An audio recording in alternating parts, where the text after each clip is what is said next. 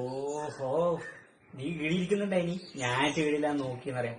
എന്നായി വായിക്കുന്നത്? ഒന്നുമില്ല, വെറുതെ. ഈ മാസം 21 വരെ ബുക്കൊന്നും അല്ല ഇതെല്ലാം വായിക്കണ്ടേ.